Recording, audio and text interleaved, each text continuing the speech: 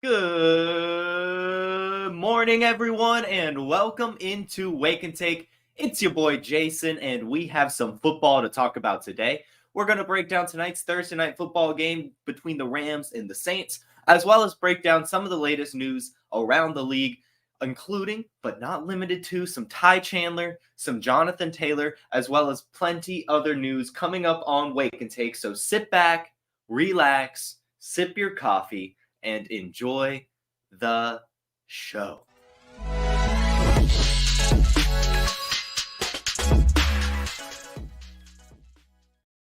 All right, good morning to everyone in the chat. Thank you for joining me yet again. We've got some stuff to break down, so let's go ahead and get right on into it. Welcome in, Harry Snowman. Love to see you here this morning, as well as everyone else that has tuned in. Start getting those questions in as well. We'll get to those at the back of the show. But let's start with the news, and then we'll go into some Thursday night football discussion. First, there are some Colts injury report stuff, and I wanted to talk about this because I just thought it was interesting. They they did not hold practice. There was no practice held yesterday, but they did release an estimated practice report. And that included Jonathan Taylor being a full participant, Michael Pittman being a limited participant, and Zach Moss not participating. Now, what that leads me to believe is that Jonathan Taylor is expected to return this week, and that Michael Pittman might actually be able to clear that concussion protocol. If he can pick up just a few more practices, he should be good to go. And then with Zach Moss not practicing does lead some to suggest that, he might not be playing this week, despite reports saying that he will. I'm still going to wait to see some actual practices regarding that matter, and also just hear more from Shane Steichen and the rest of maybe the Colts coaching staff and ownership to see what they say about Zach Moss. Again, he said he's playing. They came out and said earlier this week that he's probably going to be able to go by the time the game rolls around. But either way, not practicing, something we'll need to keep our eye on going forward. But to just recap, Jonathan Taylor practiced in full according to this estimated practice report, as well as Michael Pittman practicing limited with his concussion protocol. So keep your eye on these players. We will be discussing them on Friday's show tomorrow, of course, as we learn more about these injuries. But as of now, that's what I've got for you. Now, Ty Chandler. Ty Chandler had a fantastic game this weekend and looks to keep things going, as Kevin Connell has come out and said, we're kind of building with the mindset that Ty is going to be a guy that we're going to try to get the ball to a lot, both in the run and the pass. And if we have Alex, that's going to be a huge bonus for depth and making sure we have our full group available. Alexander Mattison, by the way, has not practiced yet this week. It's possible he returns, but it's still very discouraging to hear Kevin O'Connell group Alexander Mattison in as a bonus for depth and just to have the full group available. That does show that it's Ty Chandler RB1 season, and it's going to be great. So look for Ty Chandler to continue to be a bell cow here in the Vikings, especially if Alexander Mattison is out. But even if he's in, I would expect Ty Chandler to get the lion's share of opportunities. He looked too good for that not to be the case. And then to hear Kevin O'Connell say that we're going to try to get him the ball a lot, both in the run and pass, is very encouraging. So fit Ty Chandler into your lineup and perhaps go send maybe a third or something for him, as he's looking like someone that can help you here in the fantasy football playoffs. Some other news. Keenan Allen still not practicing with his injury that held him out last week. I believe it was a heel. Still not practicing, not looking like he's going to be able to go. There are some reports saying that he should be able to go and is not practicing just because of that rest. But I'm going to be honest here. The Chargers team is in complete disarray, and there's really no reason for him to risk playing. He's already taken himself out of the chance to break the record for most receptions in a season. He would have gotten it if he continued. He was on pace to. But without that one game, he's not going to be able to do it now. There's really not much point for him to push forward. He doesn't have any contract incentives. Justin Herbert's already hurt. The Chargers are terrible with a new head coach as well. So I don't expect Keenan Allen to come out and play. To be completely honest with you guys, he might return for championship week, maybe. But I think that this is a thing that they're going to just kind of pussyfoot around and be like, all right, he's not practicing this week. He's not practicing next week. And we'll just rule him out as opposed to just shutting him down for the season, which is unfortunate. Our IR spots would appreciate being able to throw Keenan Allen in there and just look forward to next season. But they're going to be quiet about it. I assume that's what they're going to do, but we'll see, right? There's still a chance that he plays this week. He could pick up some practice today and maybe tomorrow, but I'm expecting him to be out and probably also out for our championship week, if I'm going to be honest with you guys. But, I don't work for the Chargers. I don't know for sure. That's just what I'm speculating. Another injury update. Tyreek Hill also missed last week's game with an injury and is still not practicing as well. Now, this is a little bit different, as Mike McDaniel has come out and said, we are resting him to make sure that he's all cylinders go, and they have a matchup with the Cowboys this week. So it's possible that they're just resting him to make sure that he's 100% and can be able to play this game. If we'll rewind a little bit, last week, we did talk about how Tyreek Hill, it was possible that he could have returned last week against the Jets. So I'm going to expect him to return this week for the Cowboys. The Dolphins need to get a couple more wins under their belt to stay in the 3rd seed and 2nd seed, even potentially in the AFC. So I think that they're going to do all they can to make sure Tyreek Hill is out there for a must-win matchup against the Dallas Cowboys. So look for him to probably continue resting, but more than likely be good to go for this game. If he's not, he will definitely be good to go for the Fantasy Football Championship. That's my guess. So again, we'll keep our eye on it. We'll discuss it some more tomorrow. It's looking like there's a chance he plays, but if not, he'll be back for championship week.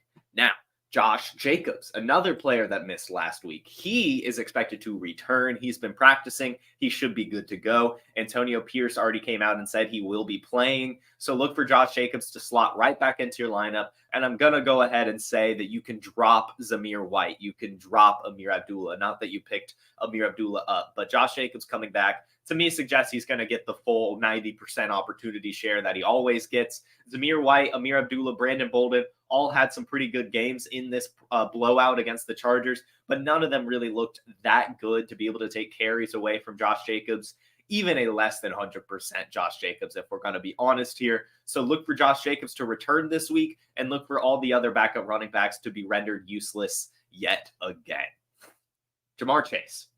We talked about it on Monday or Tuesday's episode that he's probably going to be out this week, but it is official now. He has been marked as out, meaning he could return for championship week. But I'm going to go ahead and say, since he was marked out pretty early this week, I think that this shoulder injury is a bit severe in terms of the time frame. It's going to be tough for him to be able to return next week as well. Not being able to practice, already being marked out early in the week. It's tough to expect him to be able to return, especially even to full strength in just 2 weeks with this injury. So look for him to be out this week, and then we'll keep our eye on it, as I've said 1,000 times this episode, on tomorrow's episode. Well, actually, next week, we'll kind of reopen the well of Jamar Chase, how things are looking with him. For the Texans, some other updates over there. Nico Collins is practicing. He's had back-to-back limited practices with his calf injury. He missed last week's game, but is looking like he'll be able to play in this game. I know it's less exciting without CJ Stroud at the helm, but I do still believe that Nico Collins can get you there in PPR leagues. Noah Brown had a really good game, and Devin Singletary was utilized a lot in the passing game. I think a few of those targets can go away from those guys and straight to Nico Collins, who is the wide receiver one. And Case Keenum likes to throw the ball to the wide receiver one. So look for Nico Collins to return this week. And I'm going to go ahead and say you should probably start him as well. Will Levis. He's still injured, still not practicing with an ankle injury. Again, we talked about this being some sort of sprain. We don't know how severe it is. Some have said it's a high ankle sprain. Some have said it's both ankles. There's no clear report out there.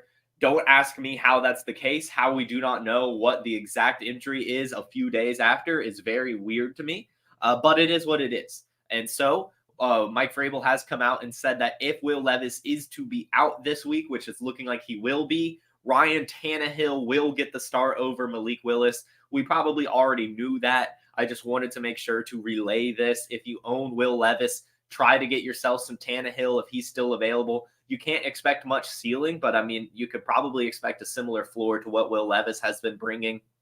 And then also just want to remind you guys of yesterday's episode where we talked about DeAndre Hopkins being pretty close to some contract incentives. I think that means that they will be throwing the ball to him.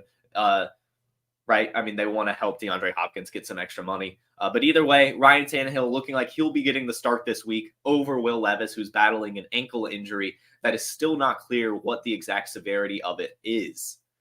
And then one more quarterback who's no longer injured is good old Aaron Rodgers. And Aaron Rodgers is not playing at all this season. They've already come out and said that. Robert Saleh and the Jets came out and said that Aaron Rodgers will not be playing again this season.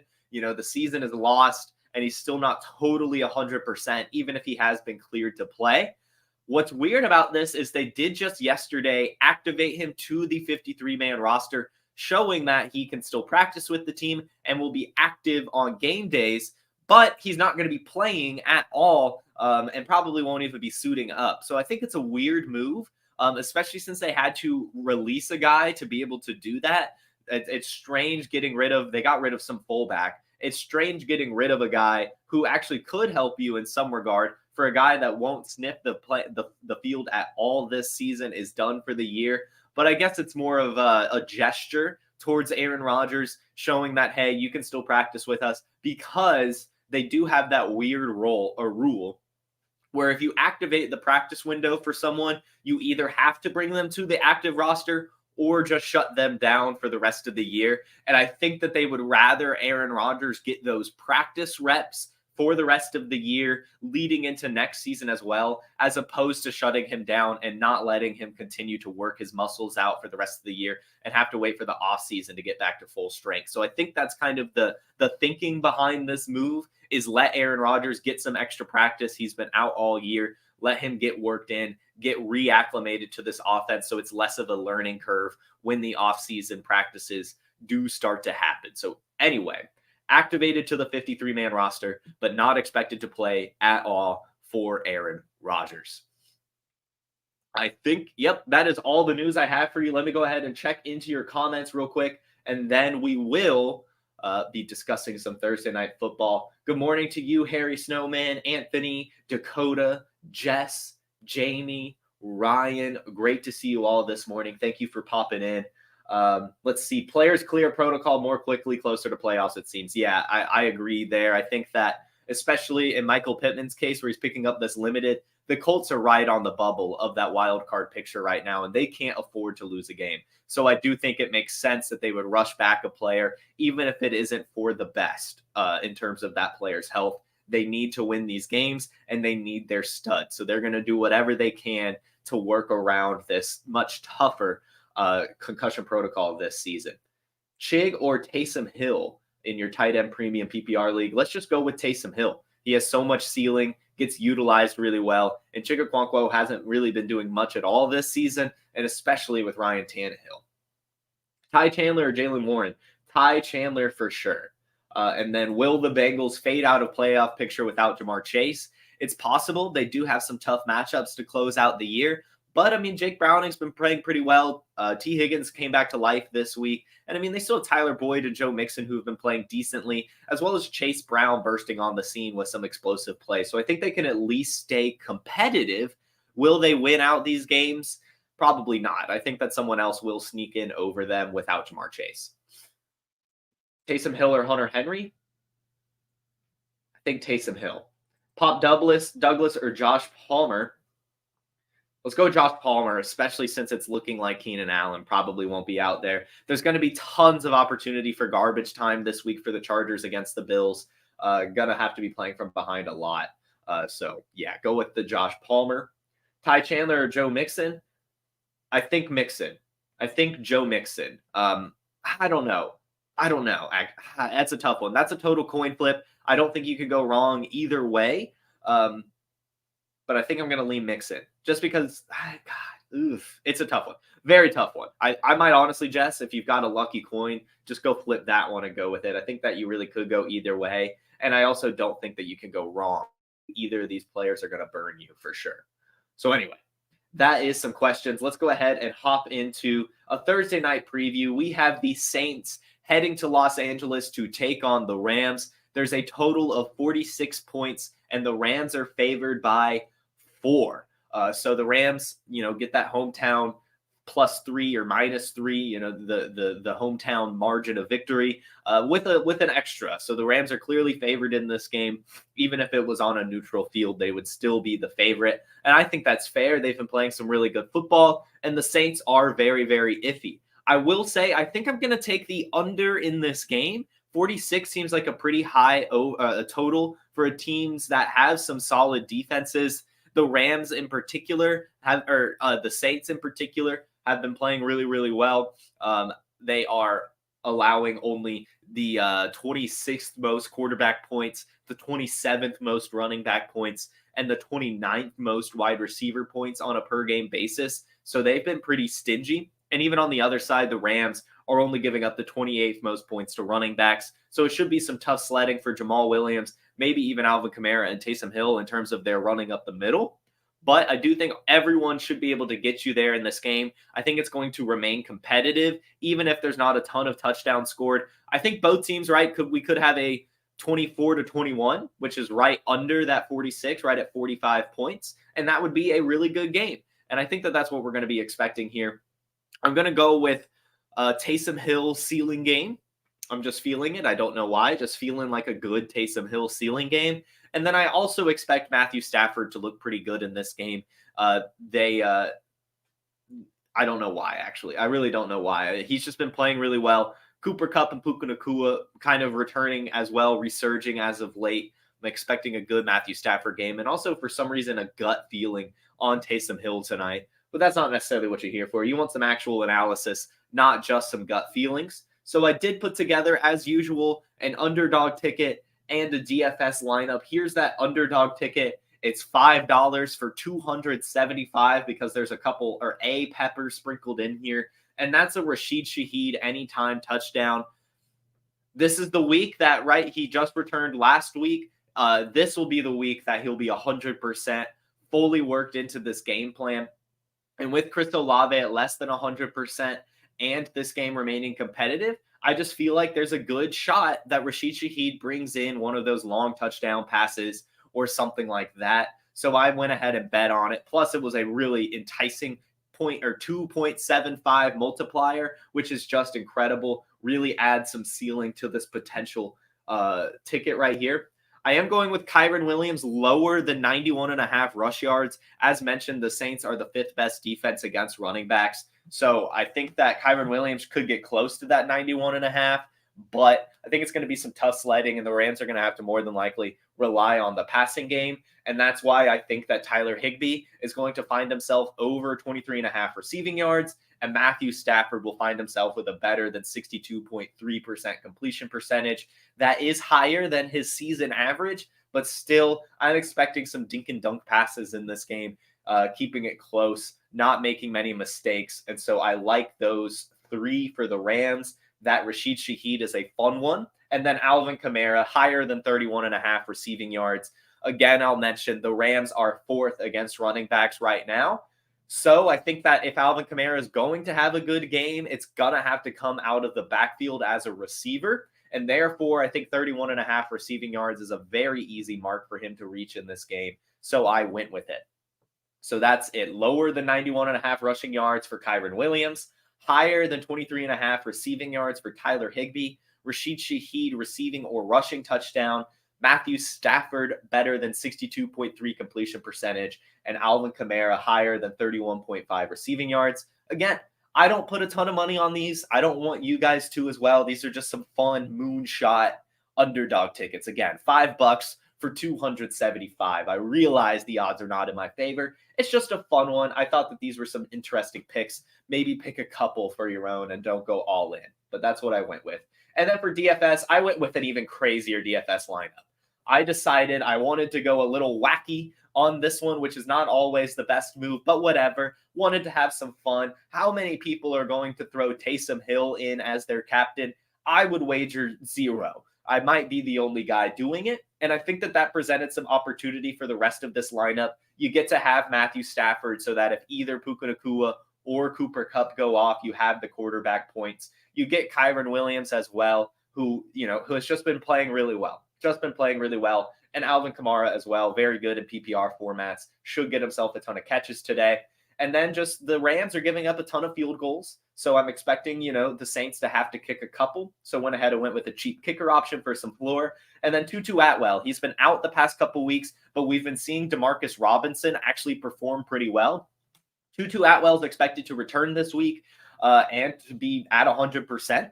And so I think that he could catch a couple deep passes or at least have a chance, right? And for a $2,800 price tag for a guy that could potentially score a 50-yard touchdown, why not? Why not? So this is a fun lineup right here. Not saying it's going to be a competitive lineup. This is one of those go big or go home. If Taysom Hill has a huge game, I should make a good bit of money off of it. And again, also on my DFS lineups, I'm not doing those crazy $15 ones for the most part, especially this one on the night games. I'm just doing those 10-cent ones for some fun. So again, don't go crazy with your money trying to tail me. Be responsible. But I do think that these are both fun tickets, the DFS and the Underdog. Going to be tuning in tonight to see what can happen. But let's check our comments here yet again, and then we'll get out of here. We've got some questions to answer. Let's see. What do you expect from Taylor Heinicke this week? I'm going to go with 230 passing yards, 1 passing touchdown, 23 rushing yards, 1 interception, and 1 lost fumble. A very Desmond Ridder stat line without a rushing touchdown. I'm really not expecting too much from him this week or really rest of season.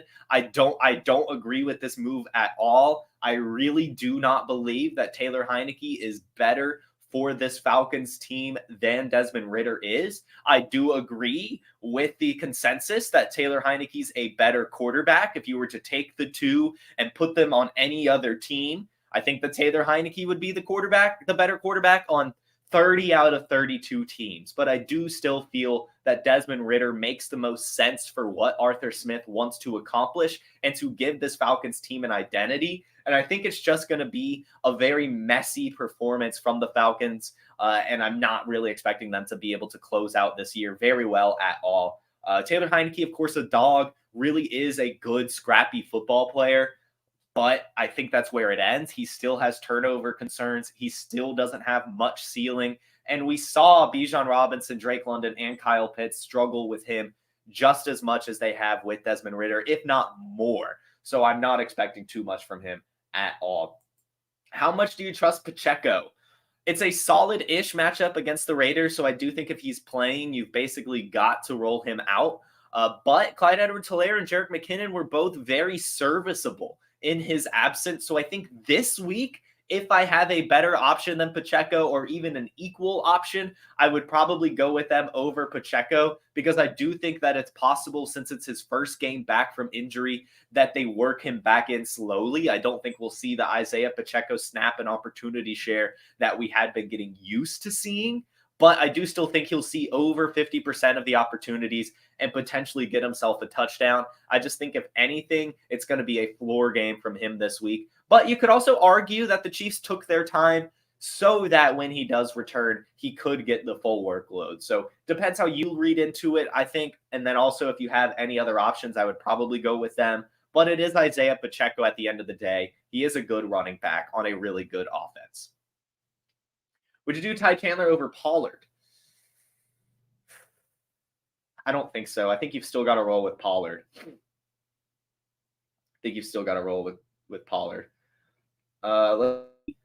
Ruckus says, off the shows yesterday with Theo Kiwu. Thanks for tuning in, Ruckus. Thank you for tuning in, and thank you for the kind words.